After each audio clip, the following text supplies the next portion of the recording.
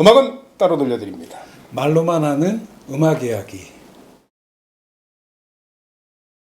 지난번 시간에 111번째까지 꼬리를 물었는데 마지막 꼬리를 문 게 네킹 콜이 가수로 성공하기 이전에 보컬리스트로서의 네킹 콜의 연주 중에 It's Only a Paper Moon, 그러니까 1943년도 연주를 소개를 해드렸었는데 밴드의 라인업 구성이 피아노, 기타, 베이스 이렇게 트리오. 전에 없던 포맷의 라인업에 네킹 콜 트리오가 처음 시작한 이후에 바로 50년대에 들어서는 이제 그 유명한 오스카 피터슨이 계승을 하게 되는데요. 오스카 피터슨이 피아노, 베이스에는 레이 브라운, 기타에는 바니 캐슬이 하다가 허브 앨리스라는 기타리스트 이렇게 바뀌면서 피아노, 기타, 베이스 트리오를 이제 계승을 해서 그 이후에 수많은 후배들이 이 트리오 포맷을 연주를 하는데요.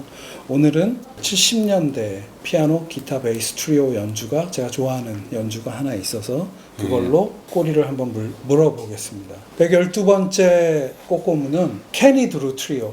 피아니스트 케니 드루가 70년대에 조직을 했던 트리오 연주인데요. 모닝이라는 앨범이고요. 1975년 연주를 담아서 76년도에 나온 앨범이고요. 박 작가님은 지난주 녹화를 못해서 계절에 안 맞다고 그랬는데 저는 계절보다 조금 빠른. 그러니까 잘 맞게 됐어 이제. 오톰 리브스. 오톰 리브스. 네. 맨 처음에 답답해서 혼났어. 왜 이렇게 가을이 안 오나 해서. 앞에 피아노 기타가 한 1분 돼. 그러니까 오톰 리브 하면은 따라라란 이렇게 나와야 되잖아. 그게 이제 오톰 리브 시작 아니에요? 근데 안 나와. 1분이 지나니까 그제서 피아노가 나와. 이거 아주 답답하게 가을이 시작되는 곡이에요. 그렇죠. 예. 이들 밴드가 오톰 리브스를 70년대 다시 녹음을 하면서 앞에 한 1분 정도, 이게 10분 한 38초 되는 곡인 연주인데 그거 깔았다고 그래서 아니 그렇다. 아니 기대를 했는데 네. 오톰 리브 좋다 하고 했는데 1분이 넘어간다고. 케니 드루가 1950년대에 이제 뉴욕을 중심으로 해서 이제 하드밥 피아니스트로 활동을 하다가 1960년도에 언더커런트라는 앨범을 내고요. 61년도에 돌연 유럽으로 이주를 하죠. 파리를 중심으로 해서 좀 활동을 하다가 64년 정도부터는 덴마크의 코펜하겐을 중심으로 완전 정착을 해서 연주를 하다가 73년부터는 본인의 앨범을 덴마크 코펜하겐을 중심으로 한 스티플 체이스라는 레이블을 통해서 내게 되는데요. 이 앨범 모닝은 75년 앨범. 그러니까 다시 레코딩을 시작한 지 한 2년 후인데 7번째 유럽 2주에서 낸 앨범이고요. 73년에 낸 앨범이 닐스 헤닝 오스테드 페데르센이라는 그 긴 이름 베이시스트와 함께 듀엣 앨범을 내거나 혼자 솔로 피아노 앨범을 내거나 그리고 우리가 익숙히 알고 있는 피아노 트리오, 피아노, 베이스, 드럼 이 트리오 포맷으로 연주를 하다가 75년도에 이 앨범에서는 드럼을 빼고 기타를 그 대신 넣는, 그러니까 피아노에는 당연히 케니 드루가 연주를 하고 있고요.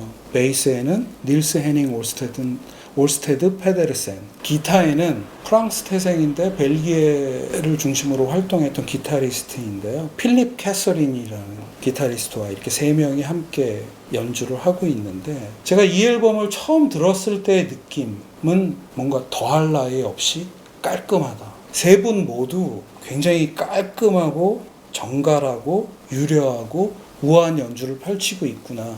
근데 이런 앨범들이 미국 본토가 아닌 덴마크 코펜하겐의 작은 도시에서 재즈가 다시 살아나고 있구나 하는 정통 재즈를 말씀드리는 건데 70년대 중반이면 미국에서는 완전 퓨전 재즈가 득세해갖고 정통 재즈를 하던 그런 뮤지션들은 많이 의기소침해지는 그런 분위기였는데 유럽의 한 도시에서는 이러한 정통 재즈가 다시 굉장히 번성하게 됐구나 하는 자체가 재즈 팬으로서 제가 느끼는 감정은 굉장히 안도감이 든달까?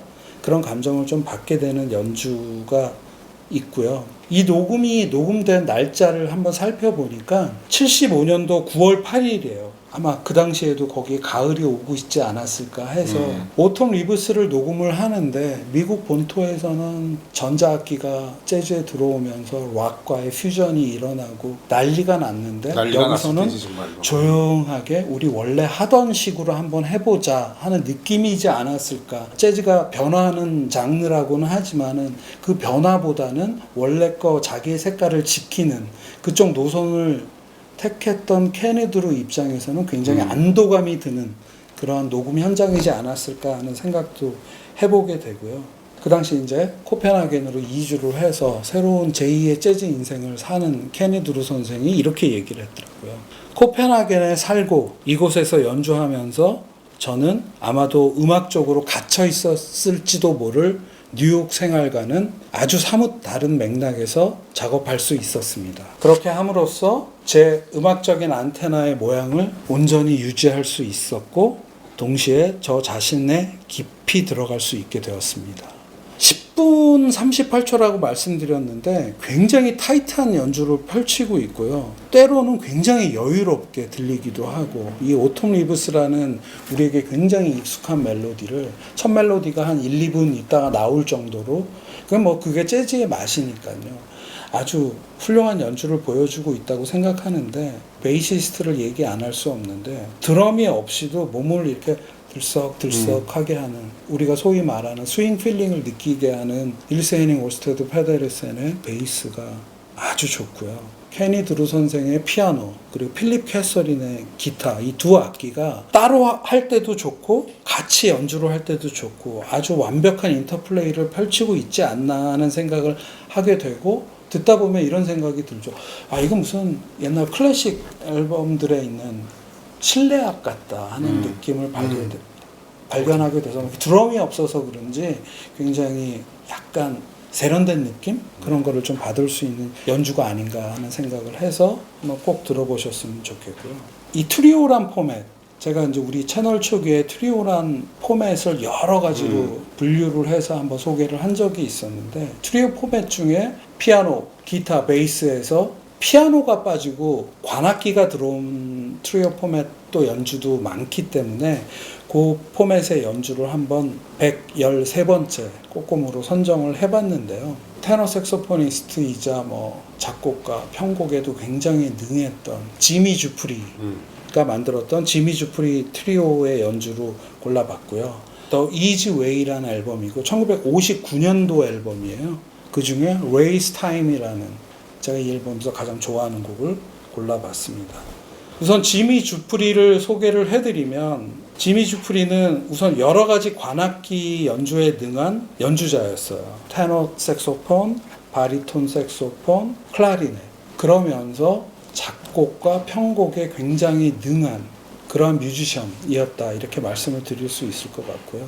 이 앨범을 들어보시면 알겠지만 그 담긴 음악의 톤이나 악기 구성 그러니까 전체적으로 그 느낌이 조금 달라요. 그 당시의 재즈와는. 그런 어떤 새로움이나 자기만의 색깔 이런 걸 굉장히 중요시한 분이었구나 하는 생각을 하게 되는데 위키피디아에 이분 검색해서 이분 란을 좀 읽어보면은 이런 소개 글이 있어요.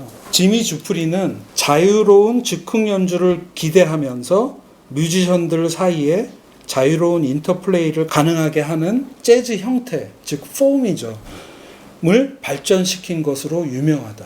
그러니까 남들이 하던 대로가 아닌 즉흥 연주가 재즈에서 가장 중요한 덕목이라면 좀 더 자유로운 즉흥 연주를 하는데 이러한 포맷, 이러한 라인업, 이러한 느낌을 연주해보면 어떨까를 연구하고 실현했던 그런 되게 학구적인 뮤지션이 아니었나 하는 생각을 하게 되는데요. 오늘 고른 앨범의 그 이지웨이를 예로 들자면은 본인이 관악기인 클라리넷, 테너 색소폰, 바리톤 색소폰을 연주하고 있고 기타와 베이스를 더해서 연주를 하고 있는데 그 전 앨범 58년도에 나온 앨범 The Traveling Lights라는 앨범이 있는데요. 여기서는 기타가 있고요. 그리고 관악기 두 대로 밸브 트럼본과 자신의 테너 색소폰 그러니까 베이스나 드럼 이런 리듬 섹션이 없이 그런 연주를 펼치기도 해서 굉장히 특이한 포맷을 많이 연구한 분이 아니었나 하는 생각을 하게 되고요. 우선 이제 이 앨범을 함께한 뮤지션들을 한번 살펴보면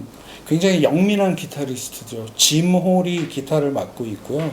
베이스에는 오스카 피터슨 트리오의 베이시스트였는데 이 앨범에서 아주 특이한 좀 더 다른 베이스 연주를 들려주고 있는데 레이 브라운이 베이스를 맡고 있는데요. 이 세 분의 서로 얽히고 설키는 그런 아주 세련되고 지적인 연주가 굉장히 이 앨범의 특징이라고 말씀드릴 수 있는데, 제가 오늘 고른 곡 레이's Time은 앨범 제목에 있다시피 레이 브라운, 그러니까 레이 브라운을 위해서 작곡한 곡이래요, 지미 주프리가. 그래서 노래의 주인공이어서 그런지 레이 브라운이 여타의 앨범들에서 펼치던 아주 진중하고 기본 베이스가 된 아주 베이직한 베이스 연주가 아닌 워킹 베이스를 아주 인상적으로 펼치고 있고요.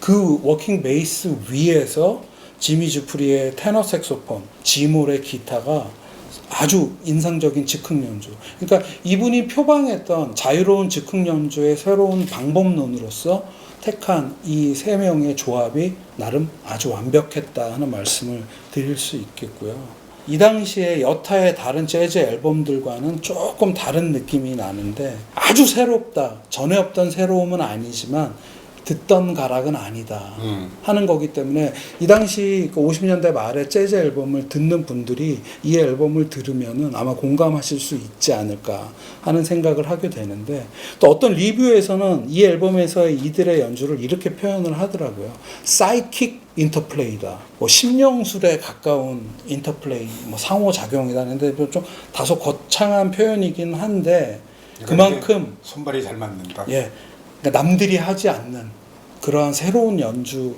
방법론을 택했다 하는 게 이 앨범의 컨셉이었구나 하는 거를 평론가들도 듣는 재즈 팬들도 느낄 수 있는 그러한 연주다 하는 생각이 들고요. 레이 브라운이 다른 앨범들, 여타의 앨범들과는 조금 다른, 그러니까 레이 브라운의 베이스의 색깔이 싹 올라오는 것마저도 이 앨범의 어떤 컨셉이 훌륭하지 않았나. 이 앨범의 다른 곡에는 옛날에 박 작가님이 소개도 하셨던 Come Rain or Come Shine이라는 곡의 연주가 있는데, 그 곡에서는 지미 주프리가 또 클라리넷을 연주하는데, 재즈가 탄생하면서부터 리드 악기로 굉장히 많은 역할을 했던 클라리넷 연주에서도 아주 훌륭한 연주를 보여주고 있다 하는 생각을 하게 되고, 이게 1959년에 나온 앨범인데요. 전에 제가 한번 1959년에 나왔던 재즈를 바꿨던 앨범들을, 여러 앨범들을 소개를 한 적이 있었는데, 1959년이 재즈에 있어서 굉장히 큰 새로운 시도가 많이 일어났던, 그게 앨범으로 많이 만들어져서 재즈 팬들에게 보급이 됐던 그런 한 해라는 말씀을 드린 적이 있었는데요.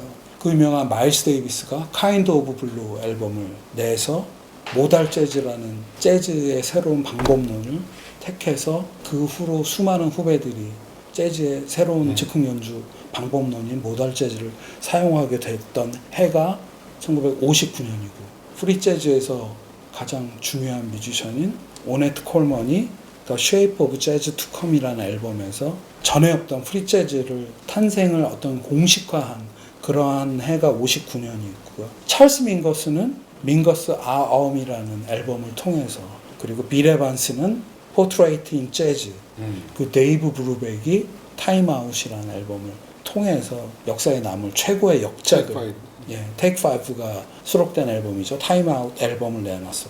근데 그 앨범들보다 유명하지는 않지만 1959년 이 지미 주프리 트리오의 이 앨범, 개성 넘치고 그러한 시도가 계속 계승되고 많이 펼쳐지지는 않았지만 이러한 시도가 또 1959년에 있었다 하는 거를 한번 기억하는 그런 계기가 됐으면 어떨까 하는 말씀을 드리면서 33번째 꼬리에 꼬리를 무는 재즈 이야기는 여기서 마치겠습니다. 네!